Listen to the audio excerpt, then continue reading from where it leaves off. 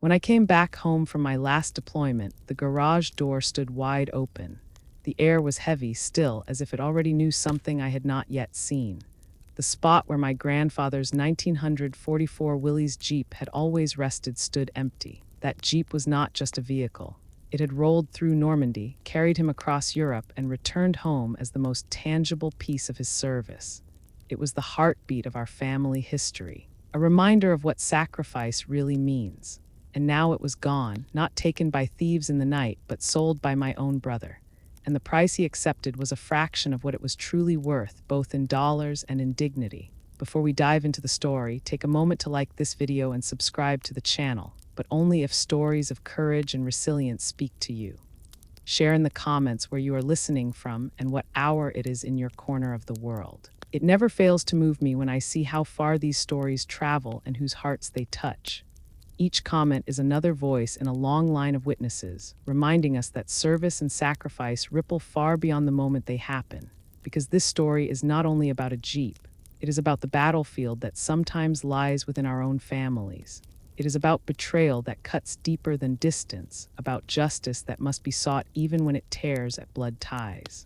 It is about one question that every veteran, every daughter, every sister must face at some point in life. What matters more in the end, the loyalty of family or the legacy of service and sacrifice? I had counted the days until that flight home. 12 years in uniform had taught me how to measure time in ways civilians never quite understand.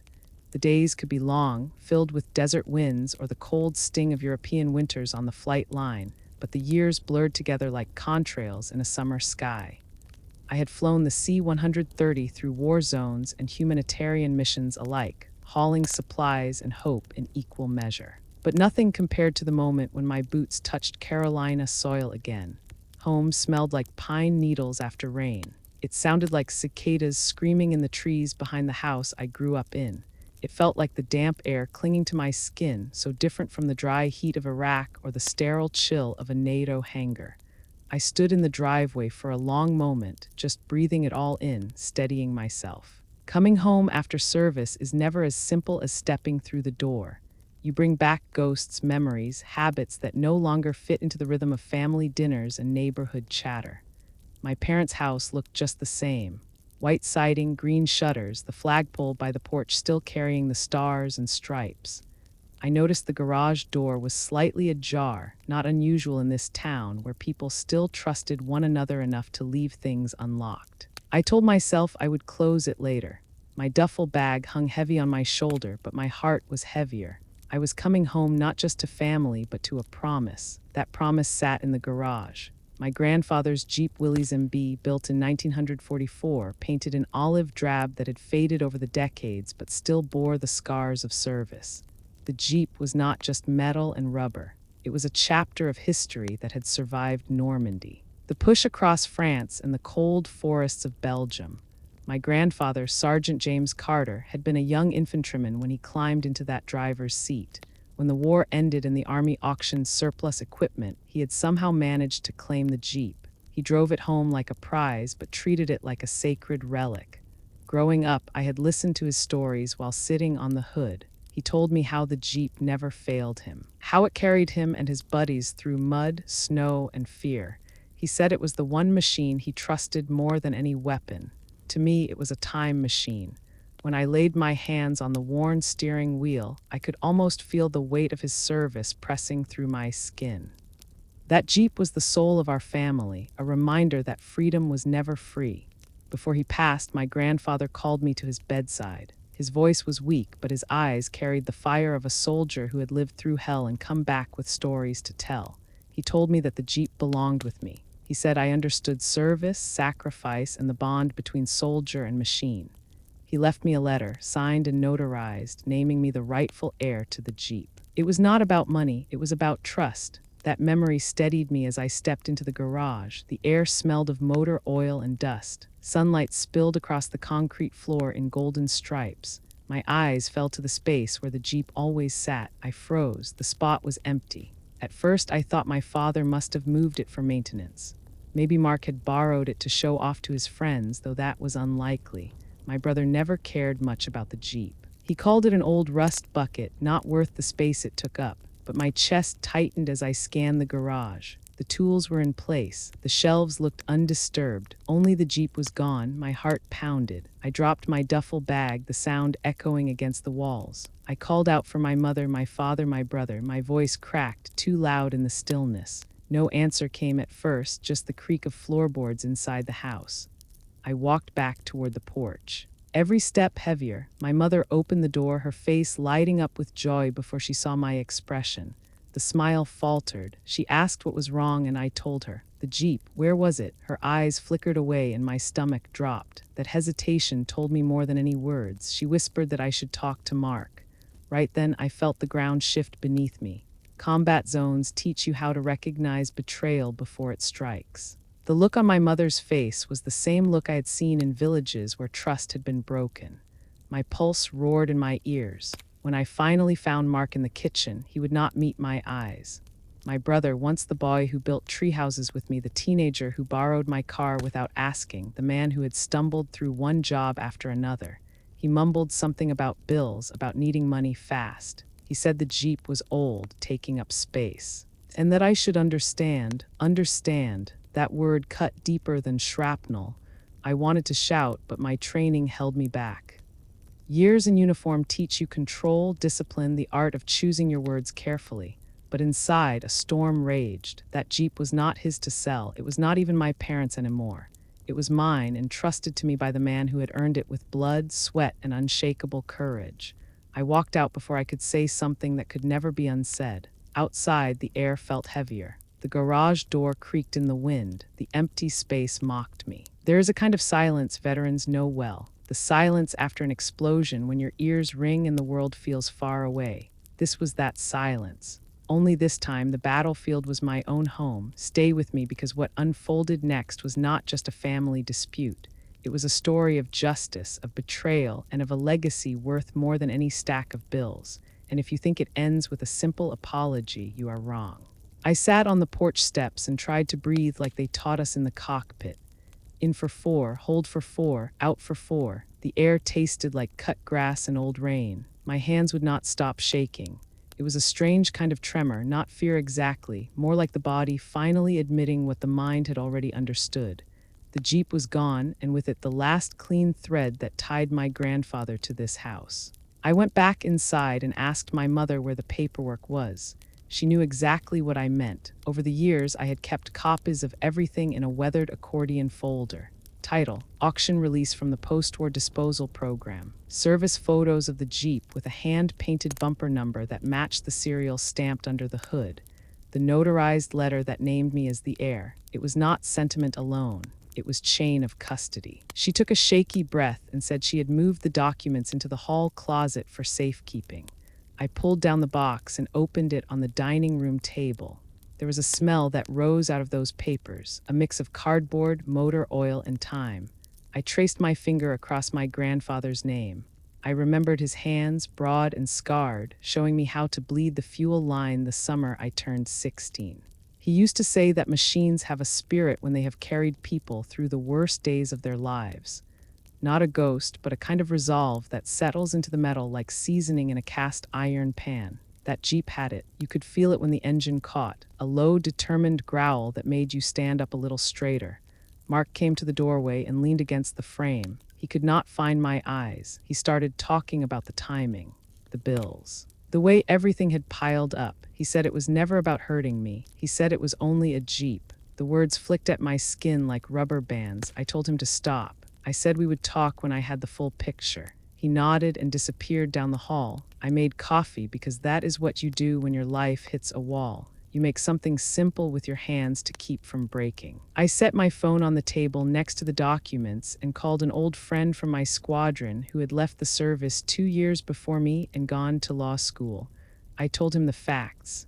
He asked a few quick questions and then he got quiet, the way pilots do when they are building a plan. He said this sounded like conversion of property rather than a simple family dispute. He said I needed dates, receipts, and any text or email that suggested Mark acted without my consent. He reminded me that collector markets move fast and that my best leverage would be speed matched with precise documentation. He told me not to contact the buyer yet. He said to start with the dealer who had made the initial purchase. I thanked him and hung up. My mother touched my shoulder. She said she had not known Mark was going to do it. She said she thought he was just asking questions. I heard the apology under the words, but I was not ready to accept it. Family love is stubborn and loyal, but it can also be lazy. It can look the other way when someone makes a mess because looking closely would require change. I told her I loved her. I told her I would handle it. The calm in my voice surprised us both. I carried the folder to the small desk by the window that my father uses to pay bills. The afternoon sun slid across the floor. I arranged everything in order: title, release, photos, letter, maintenance logs that I had kept since the last overhaul, a scanned copy of the VIN plate rubbing we did years ago when I insured the Jeep under a specialty policy. I took pictures of each item and saved them in a single folder on my phone. I created a checklist on a yellow legal pad. It felt like pre-flight: visual inspection, fuel, oil, flaps, radios. Nothing is assumed, everything is verified. Mark hovered in the hall again. He said he was sorry and that he would make it right. I asked him who he sold to. He said a man named David who runs a military memorabilia dealership across the state line. Mark said it was a quick sale. He said the man paid in cash. He said it was done last week. I asked if there was a bill of sale. He said yes. He showed me a copy he had signed with a shaky signature. The price made my stomach twist, not because of the number, because of the contempt in it. I took a picture of the document and saved it. I asked if he had contacted the buyer after the sale. He said no. I asked if he had told the buyer that he had the right to sell. He hesitated. He said he told the buyer that the Jeep belonged to the family. He did not say it belonged to me. My jaw clenched. I told him to leave me alone for a while. If you are still with me, know this part matters more than anything that comes next. When someone takes what is yours and calls it only a thing, your first impulse is rage. Rage is a wildfire. It feels like power. It is not. Power is a river, slow, directed. It carves stone. I took another breath and called the dealership. The woman who answered sounded professional and tired, the way people sound when they handle valuable objects for a living and field a dozen romantic stories a day. I told her my name and stated the facts. She put me on hold. When she returned, she said the owner would call me back shortly. He did within the hour. His voice was measured. I held my own voice steady and kept to the facts. I said the Jeep had been sold without the consent of the legal owner. I said I had documentation establishing clear ownership. He listened without interrupting. Then he said something that startled me. He said the Jeep had already been resold to a collector in Virginia who often lent pieces to museums. He said the second sale had been processed through a bank transfer and that a proper invoice existed. He said he had no interest in holding stolen property. He also said that as far as he had known at the time of the first sale, the seller had the right to sell. There it was, the shape of the fight, not a thief under cover of night, not a crooked dealer in a back alley, a bad act by family that had set formal machinery in motion. I thanked him for the information and told him I would be in touch after I consulted counsel. He agreed and added that if the title issue was as I described, he would cooperate with reasonable steps to unwind his part of the chain.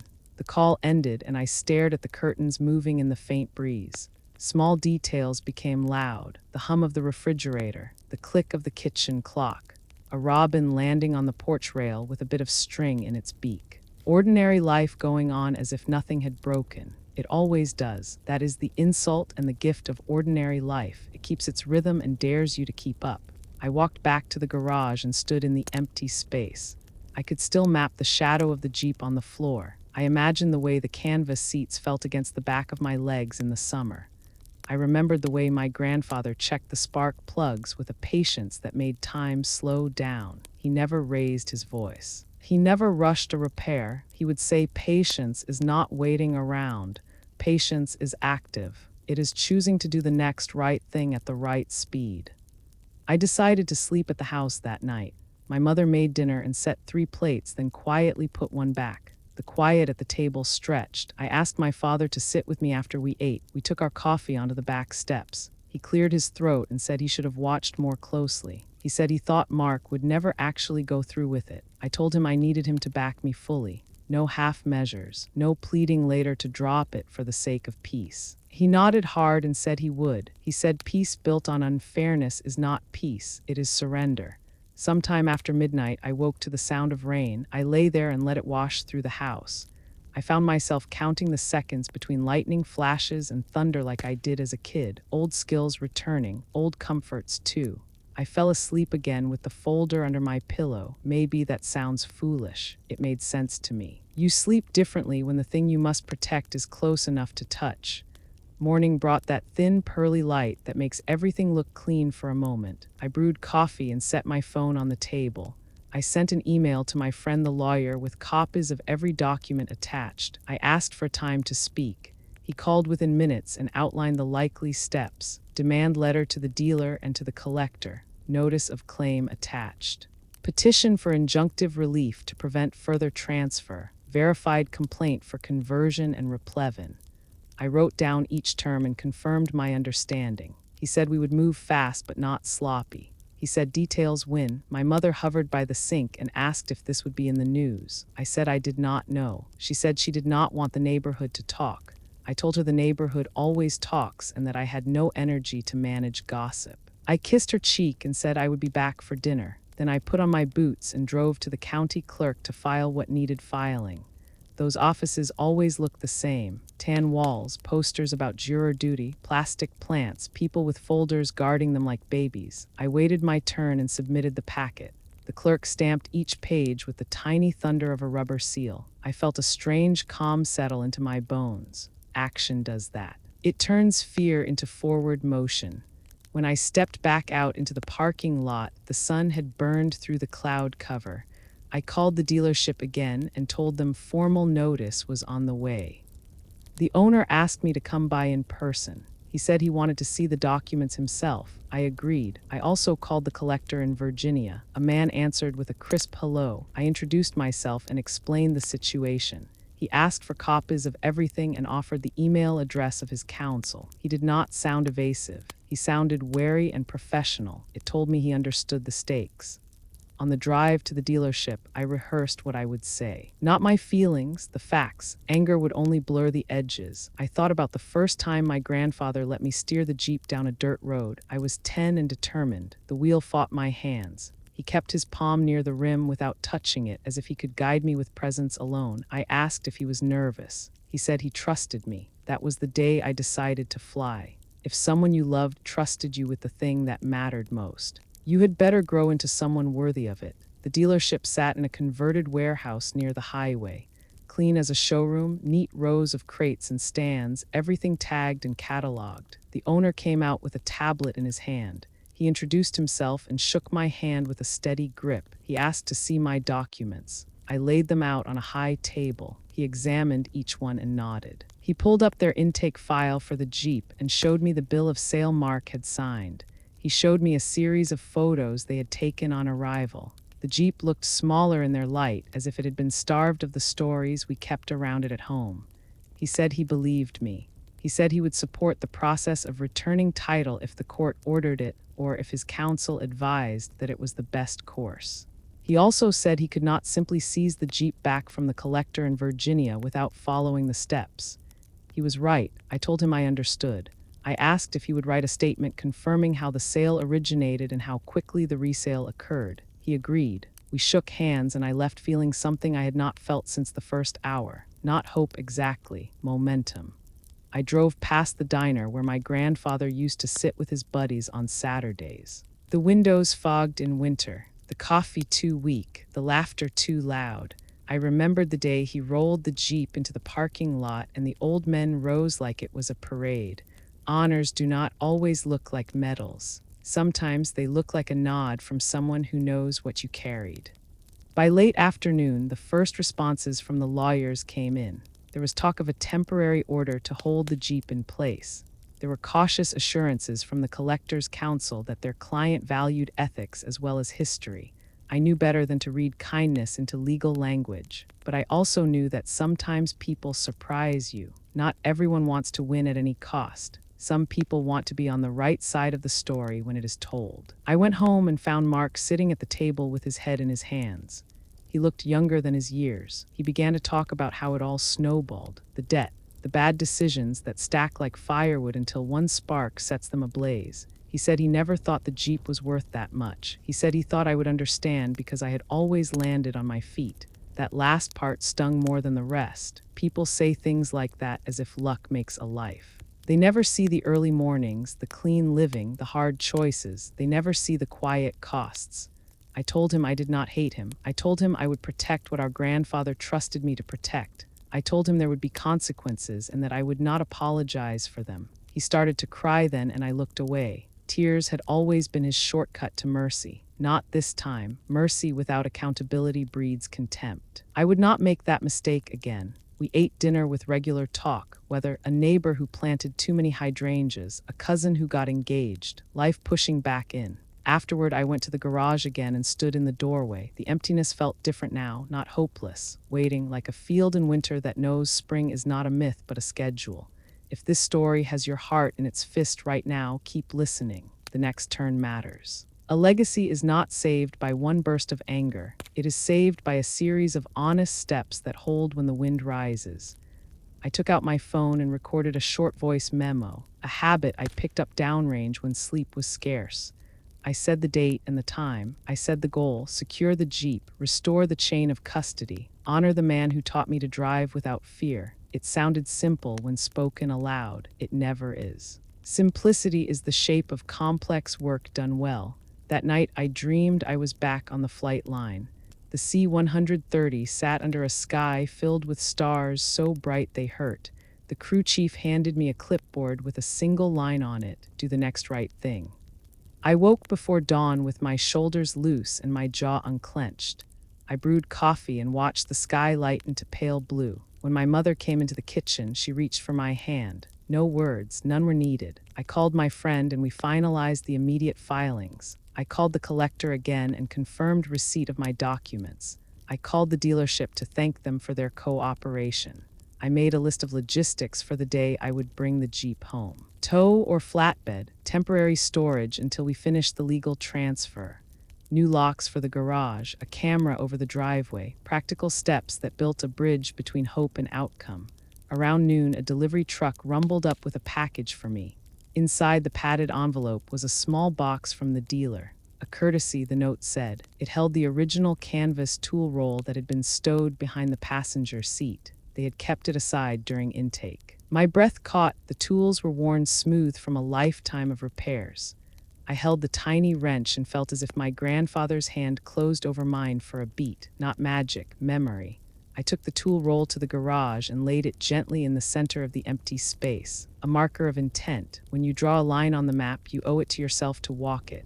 I thought of the men and women I had flown with, the way we held each other up across deployments, the way we covered for each other when the sky turned mean. Service never leaves you, it just changes uniforms.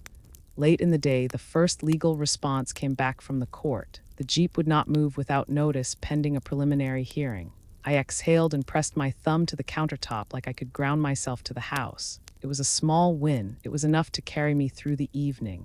Mark stayed in his room. My father read the paper. My mother hummed while she folded laundry. I walked the perimeter of the yard as the sun melted into the trees. The neighborhood smelled like charcoal and honeysuckle. Somewhere a kid laughed so hard he hiccuped. The sound made my chest ache in a good way. This is why we fight, not for objects, for the right of ordinary days to exist at all. I stood at the end of the driveway and looked up the road. In my mind, I saw the Jeep turning the corner, headlights winking. Engine low and certain. I saw my grandfather in the passenger seat, elbow on the door, that half smile he wore when he was proud and pretending not to be. I promised him out loud that I would not stop until the Jeep was home or honored in a place worthy of its miles. If you have ever had to reclaim something that mattered after someone you love gave it away, you know the stubborn hope that rises when the plan begins to hold. Stay with me. The road ahead will ask more of us. It will also give more than it takes. The morning after the court stamped its temporary order, I thought maybe the house would feel lighter. But betrayal has a way of clinging to walls, soaking into the drywall like smoke. You wake up, stretch, sip your coffee, and the ache is still there, waiting. I had not yet forgiven myself for not locking the garage. I kept replaying the moment, the first step into that empty space. I had been trained to secure a plane worth millions of dollars, to inspect every latch and panel, yet I had not thought to guard the one relic that mattered most to my bloodline. That was the cruelest trick betrayal plays. It makes you doubt not only the betrayer, but yourself. By mid-morning, Mark finally sat down across from me at the kitchen table. His eyes were red-rimmed, his hair unwashed, his fingers drumming on the wood like a nervous drummer boy. He did not look like a villain. He looked like a boy who had borrowed too much time and now owed more than he could repay. He cleared his throat and whispered, "I sold it." The words hung in the air like tracer fire. For a moment, I wondered if I had misheard. But then he kept talking, spilling out excuses, fragments of truth, half shadows of confession. He said it had been quick, a dealer from across the state line. He had met him in a parking lot, signed a paper, and taken cash in an envelope. He used the money to wipe out a credit card, to keep his truck from being repossessed, to make sure the lights stayed on in his apartment. I asked him how much. He told me the number and I felt heat rise behind my eyes, barely enough to cover a few bills. A sum so small it would not have paid for a single overhaul of the Jeep's original transmission. A fraction of a fraction compared to what collectors would have offered. But worse than the number was the carelessness. As if the Jeep were a rusty lawnmower, not a witness to history, not a soldier's partner. I stood up, the chair scraping loud against the floor. I paced the kitchen, my boots clicking on the tile. My voice came out low, steady, the way it did when I had to calm a panicked loadmaster mid-flight. I said, "You sold a piece of Grandpa's soul. You sold the thing he trusted me to guard." Mark flinched but did not fight back. He looked down at his hands. He said he thought I would understand. He said he thought I would see that desperation makes people do ugly things. Before I could answer, my mother walked in. She had heard enough to piece it together. She set down the dish towel she had been folding and her shoulders sagged. Then she did what mothers do when the family splinters. She tried to mend the crack by covering it. She put her hand on my arm and said, "He was desperate, Rachel. Don't ruin the family over a car." A car, the words struck harder than Mark's confession. I pulled away from her touch. My voice shook, not with weakness, but with the weight of a truth I could not swallow down. It's not just a car, it's service. It's sacrifice, it's Grandpa's story. It is the miles he drove through war so we could sit here in peace. It is the one thing he asked me to keep safe.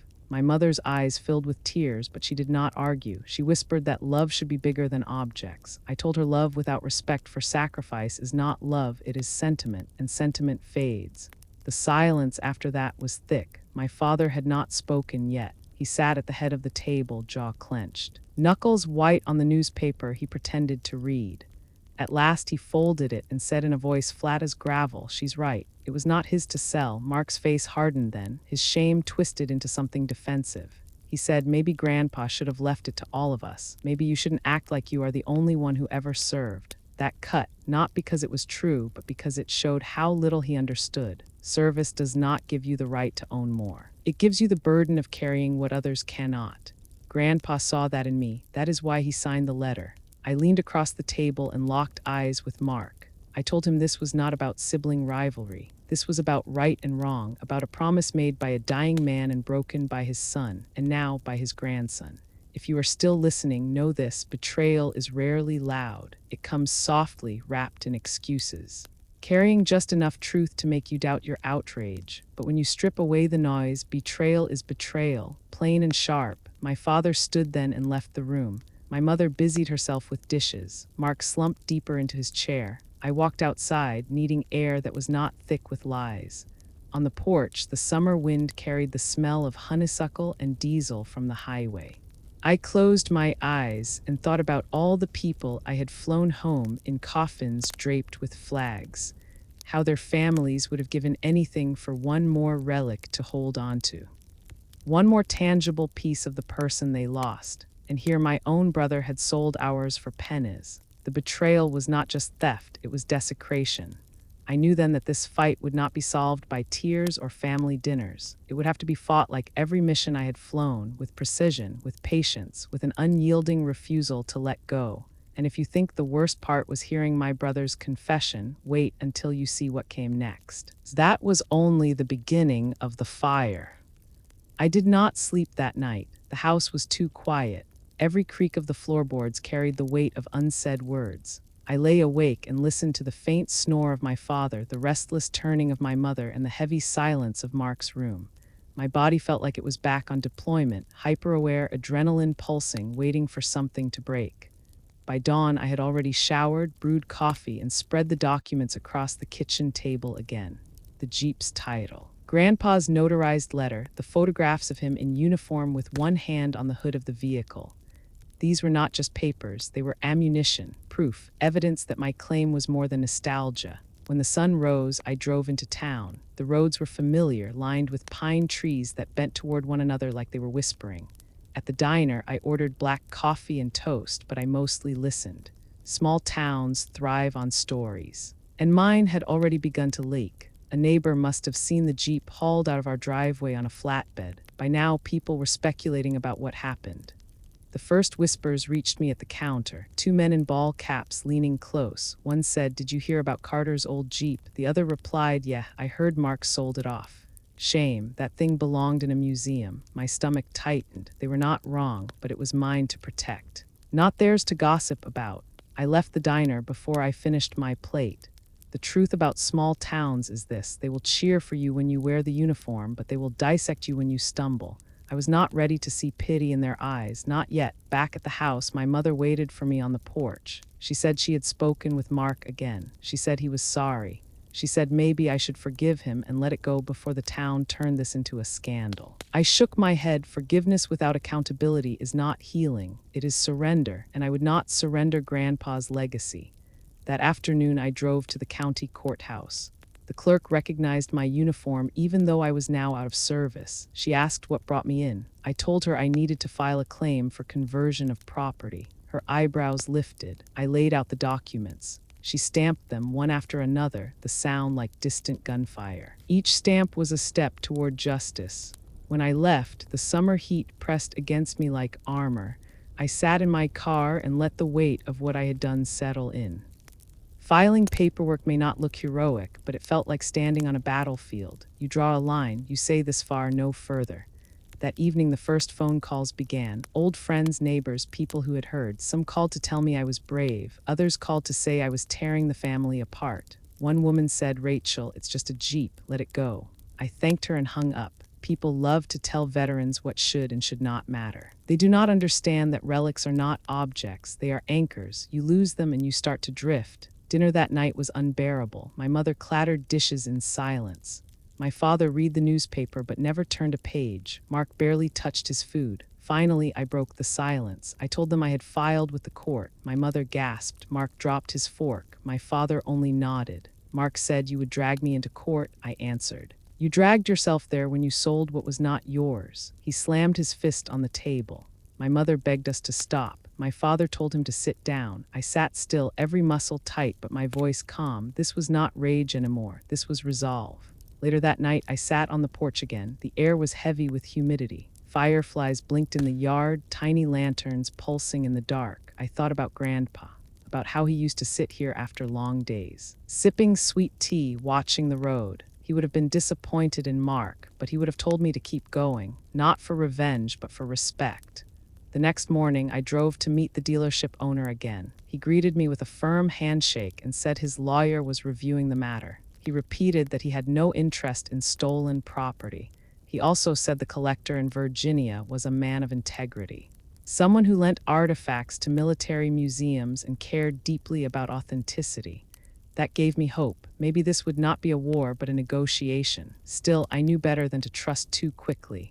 I left the dealership and drove past the courthouse square. A group of veterans stood by the war memorial, caps on, saluting the flag. I pulled over and joined them. When they saw me, they welcomed me with nods and quiet respect. None of them asked about the Jeep. They simply stood with me in silence. That was enough. Sometimes solidarity does not need words. That night, I began drafting my own statement.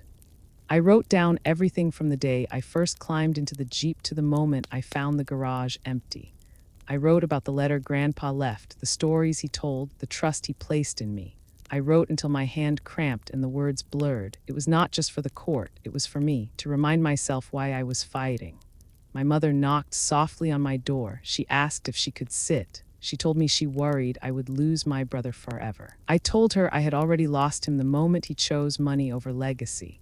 She wept then, quietly, shoulders shaking. I held her hand. I told her I loved her, but love does not erase betrayal. It only makes it hurt more. By the end of that week, the court scheduled a preliminary hearing. The collector's lawyer sent word that the Jeep would not be moved or altered until the matter was resolved. It was a small victory, but it steadied me. At least the Jeep was safe for now. As I prepared for what came next, I knew the hardest battles are not fought on foreign soil. Sometimes they are fought at the dinner table, across from the people who share your blood. Sometimes the enemy wears your brother's face. If you are still here, keep listening, because the fight for the Jeep was never just about steel and wheels. It was about whether sacrifice still means something in a world too quick to trade it away. And the next move would test not only my resolve, but the true strength of family bonds when they are stretched to breaking. Chapter 3, The Trail and the Law, Part 1. The morning of the preliminary hearing, the courthouse buzzed with the low hum of voices. I walked through the doors with my folder tucked under my arm, every step echoing like a drumbeat. The Jeep was not just a machine, it was a witness. And now the law would decide whether that witness could come home. The dealer had already admitted the chain of sale. His statement described the quick handoff to a well-known collector in Virginia. That collector's name carried weight in military history circles. He was known for lending pieces to museums, particularly the National Museum of the U.S. Army. If the Jeep had landed there, its story would have reached thousands. That thought steadied me. At least it was not rotting in a scrapyard. Still, it was mine. Grandpa's trust was mine to guard, not someone else's to borrow. My lawyer explained it clearly that morning. This is a textbook case of conversion of property. The legal term was cold, clinical. It meant selling something that did not belong to you. He tapped the documents with his pen. You have proof of ownership, the notarized letter, the title, photographs across decades. He paused and looked me in the eye. Courts respect paper more than memory, and you, Captain, have the paper. I nodded, but my chest felt tight. I had flown missions into combat zones with less anxiety than I felt waiting outside that courtroom. Maybe because war teaches you the enemy wears a different uniform. Here, the enemy wore my brother's face. That was harder to process than any hostile fire. The judge was deliberate, eyes sharp, voice calm. He asked questions about dates, signatures, custody of documents. My lawyer answered with precision. The dealer's lawyer confirmed the sale, confirmed the cash, confirmed the quick transfer. Then the judge turned to me. Captain Moore, he said, why does this Jeep matter so much to you? The courtroom grew still. I stood, smoothed my jacket, and told him. I told him about Grandpa driving it through Normandy, about the way he taught me to change a spark plug, about the letter he signed before he died. I told him it was not just metal. It was legacy, service, sacrifice made tangible. My voice broke once, but I kept steady. Judges know when truth is being spoken, and I let mine pour out. When I finished, the judge nodded. He did not smile, but I caught the faintest softening in his eyes. He ruled for a temporary injunction. The Jeep would not move, not be sold again, not be altered until final judgment. Relief washed over me like cool water. The fight was far from over, but at least the Jeep was not slipping further away. Afterward, my lawyer told me the next step was a civil suit, a verified complaint filed formally. The goal was simple: compel return of the Jeep or compel damages equivalent to its true market value. He reminded me that collectors and museums often settle quickly when faced with a clean chain of ownership dispute. Still, he cautioned, prepare for resistance. People do not like to part with prized artifacts even when they know they must. I left the courthouse and called the collector's office in Virginia. His assistant answered. Her voice was polished, professional, distant. I introduced myself, stated my claim, and requested a meeting. She promised to pass along the message. Hours later, the collector himself returned my call. His voice was deep, measured, the kind of tone that carried both authority and calculation.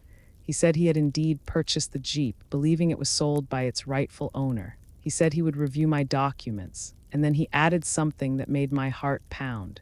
If what you say is true, Captain, then the Jeep is not mine. It never was. Those words echoed in my ears long after the call ended. It was not victory, not yet, but it was recognition.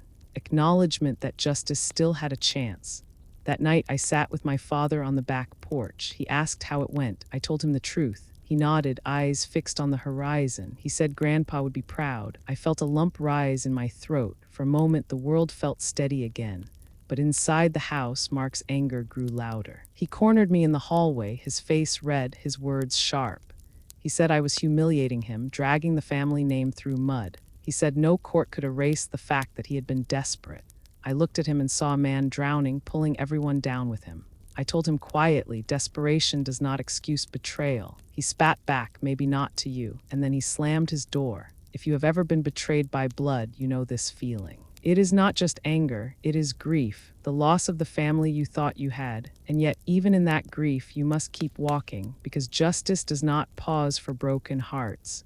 The next morning, my lawyer filed the civil suit. The stack of papers was thick, stapled, official. He handed me a copy and said, "This is your shield and your sword. Now the real fight begins."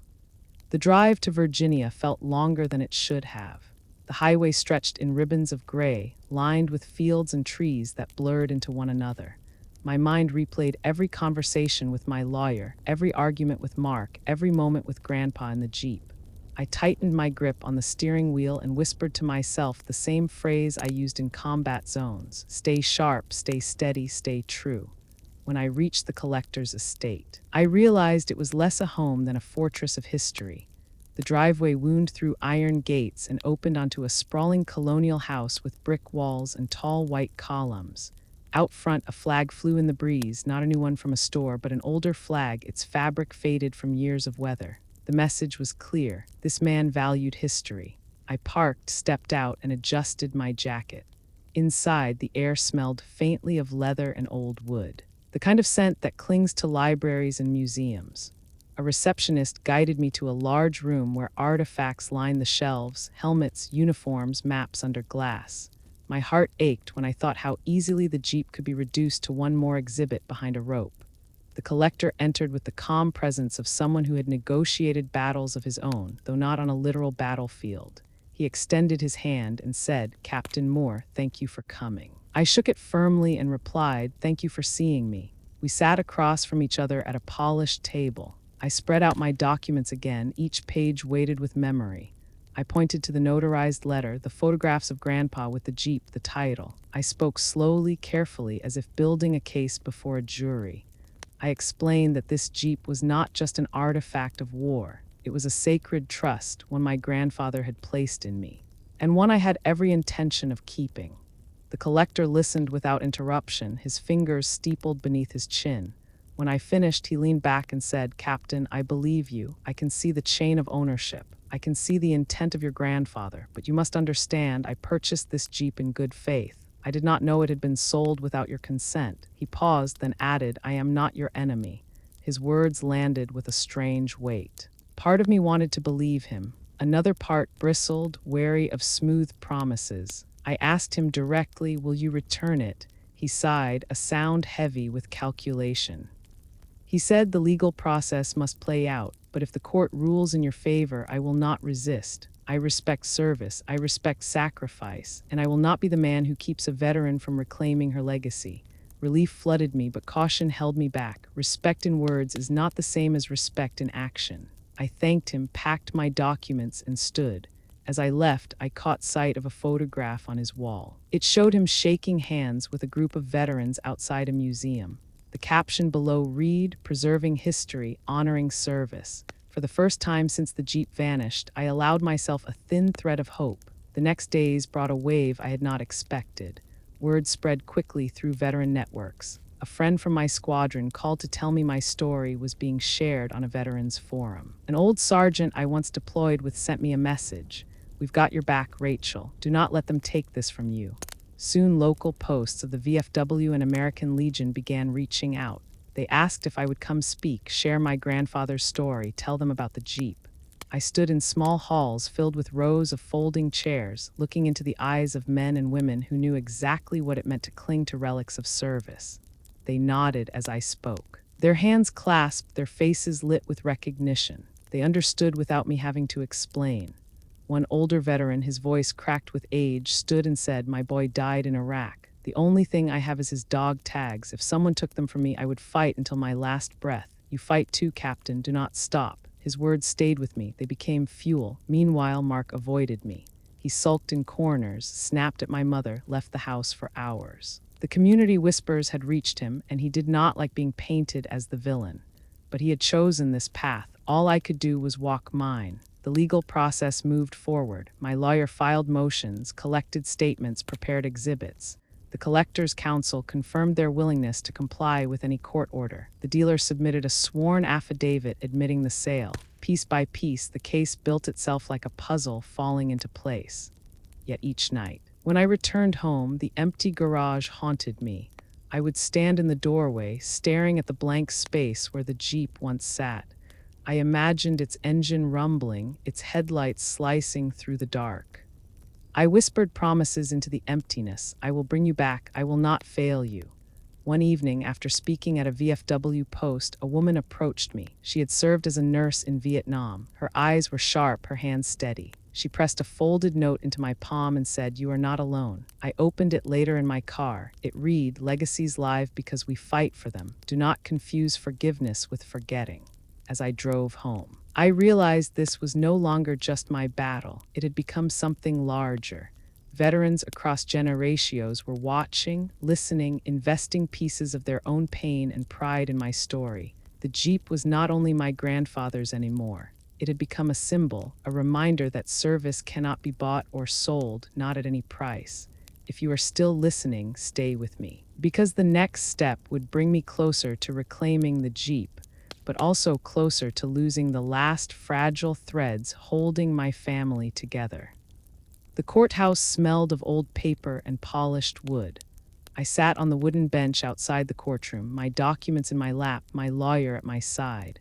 Veterans in town had come too. A few of them wore caps embroidered with the names of their units. They nodded to me as I passed, quiet but firm in their support. Their presence gave me strength. This was no longer only my fight. It was a test of whether the word sacrifice still had weight in a world too eager to forget. Inside, the courtroom was crowded. My parents sat together on one side of the aisle, my mother clutching a tissue, my father staring straight ahead. Mark sat at the defense table with his attorney, his shoulders hunched as if bracing for a storm.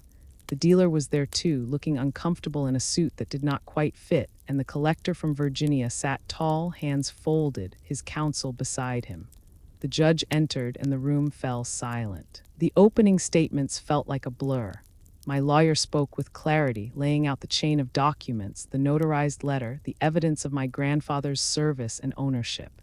He said this case was about more than a machine. It was about honoring the clear intent of a veteran who had entrusted his legacy to his granddaughter. The defense tried to frame it as a misunderstanding, a desperate act, a family dispute that had spilled into court. But the judge's eyes were sharp, cutting through excuses. When it was my turn to testify, I rose and walked to the stand.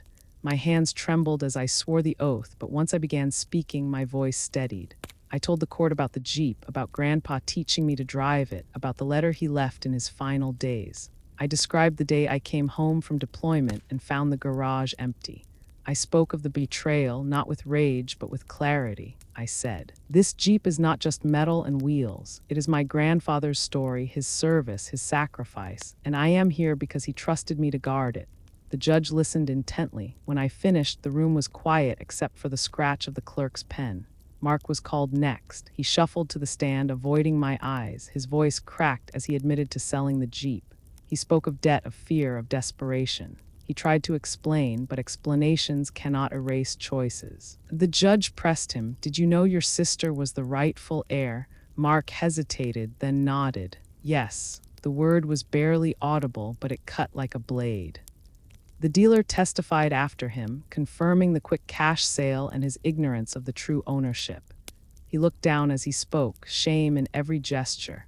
The collector's testimony was different. He was calm, professional. He explained that he purchased in good faith, believing the seller had rights and that he had no desire to keep property obtained improperly. His counsel confirmed his willingness to return the Jeep upon court order, provided restitution was arranged. Then came closing arguments.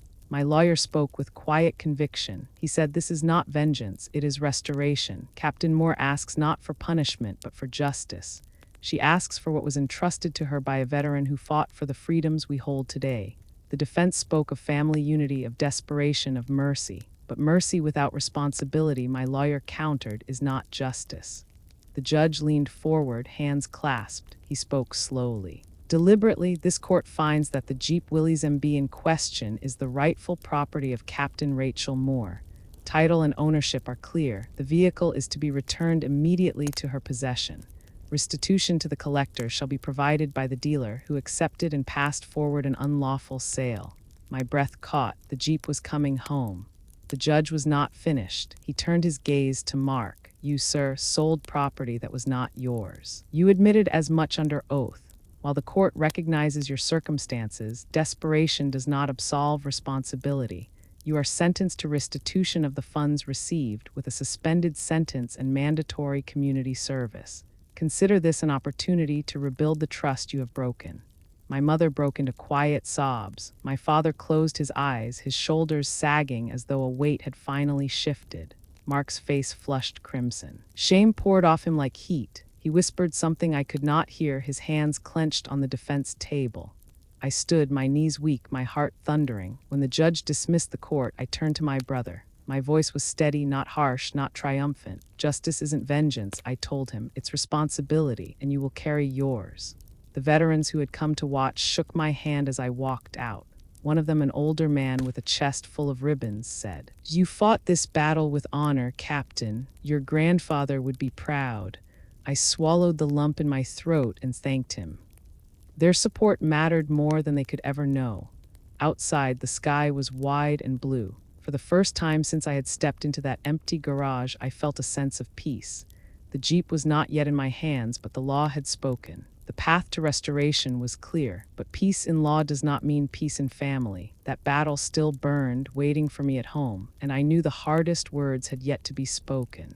If you're still here, stay with me. Because the Jeep may be coming back, but the cost of truth inside a family is never paid in one verdict alone. When I pulled into the driveway that night, the porch light burned like a lone star.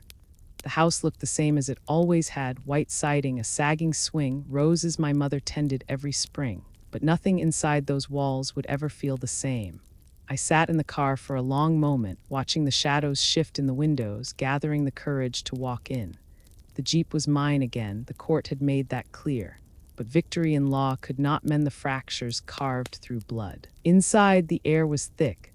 My mother sat at the kitchen table with a crumpled tissue clutched in her hand. Her eyes were red from crying, her shoulders hunched. My father leaned against the counter, arms crossed, silent as stone. Mark stood in the corner, jaw tight, fists shoved deep in his pockets.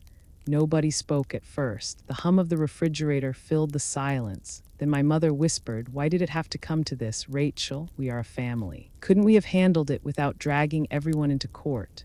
Her voice broke, and for a moment my heart cracked with hers, but I answered, steady and calm, "Mom, I tried to talk, to reason, to find a way back before it went this far, but the Jeep wasn't just some car to trade away. It was Grandpa's legacy. And when Mark sold it, he sold more than metal. He sold trust."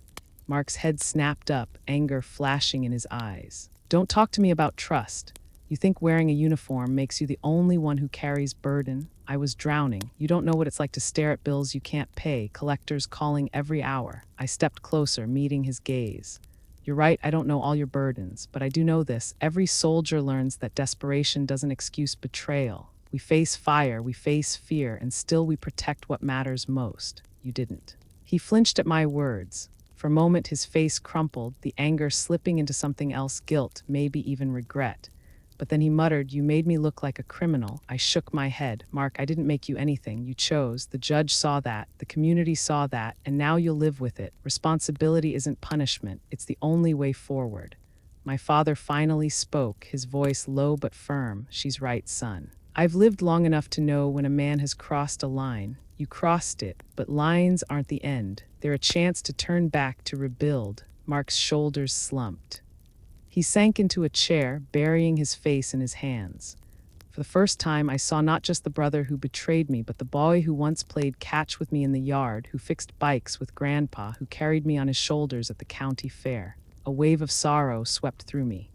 I walked over and placed a hand on the table between us. Mark, I don't hate you. I never will, but love doesn't mean I let this go. Justice isn't vengeance. It's responsibility, and you will carry yours. The room stayed still for a long moment. My mother sniffled, fresh tears spilling down her cheeks. She whispered, I just want my children to be whole again. I took her hand. Mom, wholeness doesn't come from pretending nothing happened. It comes from facing the truth, from choosing better tomorrow than we did yesterday. Later that week, the Jeep was delivered back to the garage. When the tow truck rolled it down the ramp, tires touched the concrete with a sound like homecoming. I ran my hand along the hood, the cool metal humming with history. Neighbors gathered to watch. A few veterans from the local post stood with their arms crossed, nodding with satisfaction. My father saluted quietly, his eyes shining. Mark stayed inside, watching from the window. He didn't come out, but I saw his silhouette. Maybe shame kept him back. Maybe the first steps toward redemption had to be taken in silence. That evening, I slid into the driver's seat. The smell of oil and old leather wrapped around me. I turned the key and the engine coughed, then roared to life. Tears stung my eyes. Grandpa's Jeep was home. But more than that, his lesson was alive, that service and sacrifice demand stewardship even when it hurts. The weeks that followed were not easy. Family dinners were tense, conversations brittle. My mother tried to smooth edges, my father kept mostly quiet. And Mark worked his community service hours with little complaint. Yet slowly, something shifted. He started paying back what he owed, started showing up on time, started holding doors open for our parents. Small things, but real. One night after I came back from a meeting at the Legion Hall, I found him in the garage. He was sitting on a stool, staring at the Jeep. He didn't touch it, just looked. When he noticed me, he stood. His voice was rough. I know I can't undo it, but I want to try. I nodded. Trying is where it begins. The Jeep stood between us, not as a wall, but as a bridge. A reminder that legacies are heavy, but they can also hold us together if we let them. For those of you still listening, let me leave you with this. Justice is not about punishing the people we love. It is about demanding they rise to the weight of their choices. Forgiveness is not forgetting. It is releasing the anger so that responsibility can do its work. My family will never be what it was before, but maybe, just maybe, it can become something honest, something stronger. And as long as that Jeep rests in my garage, I will remember. Grandpa drove it through war, I drove it through betrayal, and together we carried it back home. So stay with me, because what comes next is not just about an old vehicle or a fractured family. It is about how we heal. The Jeep sat in my garage like a returned soldier, battle-worn yet unbroken. Every time I opened the door, the sight of it stopped me cold. The olive paint chipped by time, the steering wheel worn smooth by my grandfather's hands, the faint smell of oil and dust, it was all there. I had fought for it, bled for it in ways that left no visible scars but carved deep ones inside. And now that it was mine again, the question pressed harder every day. What now? At night I would sit in the driver's seat, fingers resting on the wheel, and hear my grandfather's voice in memory. He used to say, legacy is not for keeping, it is for carrying forward. I thought about that over and over, wondering if by locking the Jeep in my garage I was honoring him or only protecting myself. The veterans who had stood beside me in court began to ask what I planned to do. One man said that Jeep belongs in front of the next generation. Let them see it, let them touch history. Another said, you carried it home, Captain. Now maybe it is time to let it march further. Their words stayed with me. The decision formed slowly, like dawn breaking behind clouds.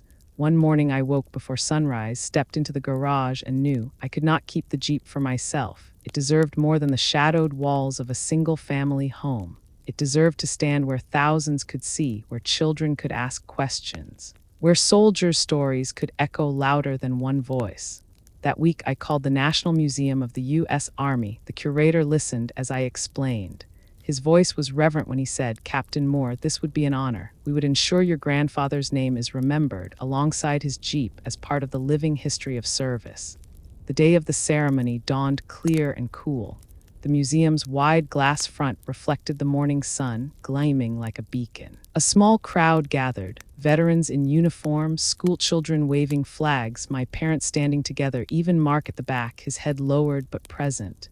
The Jeep rolled into the courtyard on a flatbed, draped in an American flag. As the cover was lifted, the crowd fell silent. For a moment, all I could hear was the wind, carrying with it the weight of memory. I stepped forward to speak. I told them about my grandfather, Sergeant James Carter, who drove that Jeep through Normandy, who kept it after the war not as a trophy, but as a reminder. I told them how it became the soul of our family, how it carried our history, and how betrayal nearly took it away. I said, forgiveness does not erase justice. Forgiveness comes after justice has done its work. Today, justice has been done. My voice wavered, but I continued. This Jeep is not mine alone. It belongs to every soldier who ever shouldered a burden, to every family who ever waited by a window, to every child who needs to understand that freedom is never free. That is why I give it here to this museum, so that its story may live beyond me. The curator unveiled a plaque beside the Jeep. It read, Jeep Willys MB 1944, donated in honor of Sergeant James Carter, U.S. Army, who served with distinction in Europe during World War II. Legacy entrusted to Captain Rachel Moore, U.S. Air Force. Applause rose, slow at first, then steady. Veterans saluted, children clapped, my mother wept openly. My father placed a hand on my shoulder. Mark watched from the back, his face pale, his jaw tight. Our eyes met across the crowd. For a moment, I thought he might look away, but he didn't. He held my gaze, and in it I saw something shifting, not absolution, not yet, but understanding. After the ceremony, people came to shake my hand. A young soldier told me, "Ma'am, your story gives me hope that what I carry matters." A child tugged at my sleeve and asked if Grandpa really drove the Jeep in a war. I bent down, smiled, and said, "Yes, he did, and now you can remember him too." That night, when the museum doors closed and the Jeep stood beneath the lights of its new home, I felt both loss and peace. I had given away the last tangible piece of my grandfather, but in doing so, I had carried his legacy exactly where he wanted it to go forward. And in that letting go, I found a strange kind of freedom. If you're still listening, stay with me, because the Jeep may be at rest, but the hardest part for me had only begun, learning to forgive without forgetting. The evening after the ceremony, the house was quiet. My parents went to bed early, drained from the weight of the day. I stayed out on the porch, rocking gently in the old swing, the cool air brushing against my face. The silence was heavy but not empty. It was the kind that waits, the kind that dares you to fill it with truth. The screen door creaked open and Mark stepped out. He hesitated in the doorway, as if the night itself was a barrier he wasn't sure he could cross. Then he came forward and leaned against the porch railing, staring out into the dark yard. For a long time, neither of us spoke. Finally, he said, "I saw the plaque. Grandpa's name up there. Yours too." It was something. His voice was rough, strained, like every word cost him. I nodded. It was more than something. It was where he belonged. He let out a bitter laugh. "I don't think my name will ever be on a plaque, not after what I did." I looked at him carefully, at the slump of his shoulders, at the lines of shame etched into his face. For the first time in months, I didn't see him as the brother who betrayed me, but as the man who had finally been forced to face himself. "You're wrong," I said softly. "Plaques aren't about perfection. They're about stories, and you still get to write yours." He shook his head. "You talk like it's that easy, but I sold out my own blood. I can't even look Mom in the eye without feeling like a thief sitting at her table." "You are a thief," I said, my voice steady. "Let's not pretend otherwise. You took what wasn't yours. You broke trust. That scar is real." He winced, but he didn't turn away. "Then why are you even talking to me?" "Because I said scars don't mean the wound can't heal. Grandpa used to tell me a scar is proof you survived, not proof you're broken. What you did left a scar on this family, on me, but it doesn't mean I stopped being your sister." He swallowed hard, his eyes glistening in the dim porch light. "I don't deserve forgiveness." "Forgiveness isn't about what you deserve," I said. "It's about me not letting anger own me. Justice had to come first. The Jeep had to come home. That's done now. What comes after that's forgiveness." He looked away, blinking fast. For the first time, his voice cracked. "I thought I lost you forever." "You almost did," I admitted. "But losing you completely would mean I let bitterness define me. And I won't let that happen." The night wrapped around us, quiet and steady. For the first time since the Jeep vanished, I felt something loosen inside me. Not the forgetting of pain, but the release of its grip. After a while, Mark said, "I'll finish my community service. I'll pay back the dealer. I'll do the work, but I don't know if it'll ever be enough." I placed my hand on the railing near his. Enough isn't the point. Showing up is, day after day. That's how you start to make things right. We sat in silence, side by side, the porch creaking beneath us. It wasn't reconciliation, not yet. It was something smaller but stronger, the fragile beginning of trust. Weeks later, I found him in the garage again, this time not staring in guilt but working. He was polishing an old toolbox of Grandpa's, his hands moving carefully, reverently.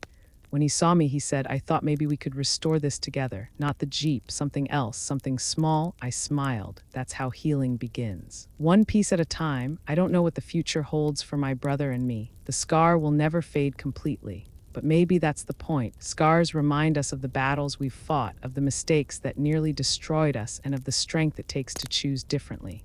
For me, the Jeep will always be more than a vehicle. It will be a symbol of service, of sacrifice, of justice won and forgiveness given.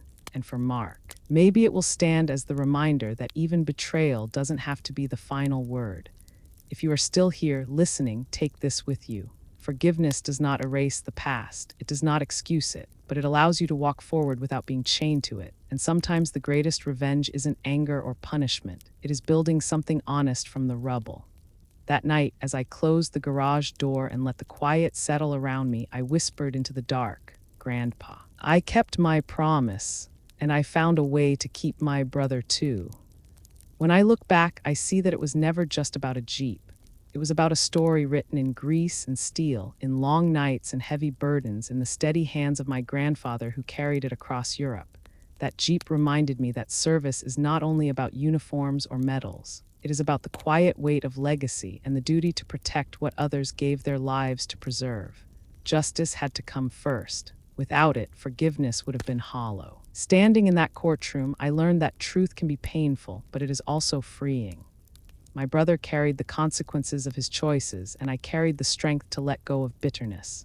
In the end, forgiveness did not erase what happened. It gave me a way forward. Family is never perfect. We stumble, we hurt each other, we fail. But if we respect the legacies that bind us, if we choose responsibility over denial, then even scars can become reminders of love. I gave the Jeep to the museum so that its story would not stop with me.